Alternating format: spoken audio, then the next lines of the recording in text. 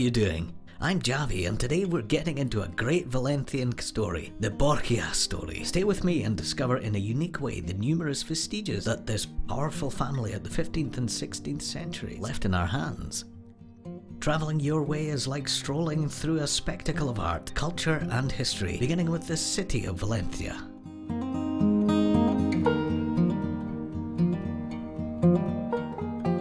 The parish of San Nicolas is one of those places to which Alfonso de Borgia, later Pope, was linked. Today it is also known as the Sistine Chapel Valencian. Then, next to the cathedral and the Palace of the Courts, constitute the three greatest symbols of this family in the city of Turia. We travelled to the region of canals to reach the origins of Alfonso de Borgia. Particularly in 1378, he was born in this tower, known as the Tower of the Borgia, and was named Pope Calixtus III. Shall we continue?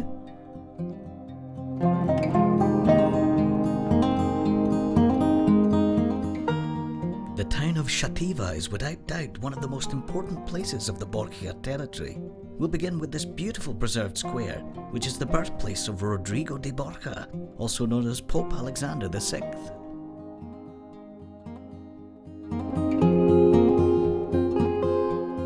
We can also enjoy the artistic heritage of Xàtiva in multiple places, such as the Collegiate Church, the churches of San Francisco and San Pedro, the Palau, or its impressive castle, where Diego de Borja, brother of San Francisco de Borja, was imprisoned and executed.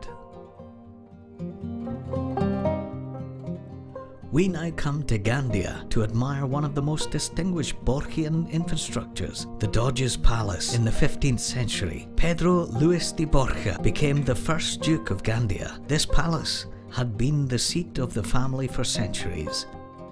Shall we enter? The Doge's Palace can be visited inside to admire its numerous and elegant rooms, such as the Golden Gallery. In addition, we have the Collegiate Church of Santa Maria, granted by Alexander VI himself, and even offer interesting constructions such as the University of Gandia.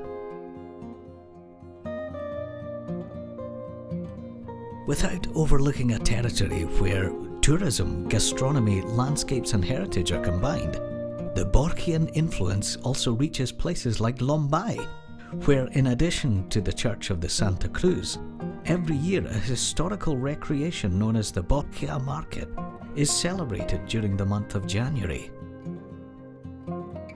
Lastly, we also visited two monasteries that you will leave delighted. All this environment belongs to Cimat de la Vall Digna, open for visits throughout the year. While I say goodbye, I'll leave you with some pictures of San Jerónimo de Cotalba. Trust me, it's worth seeing. I hope you liked it. See you!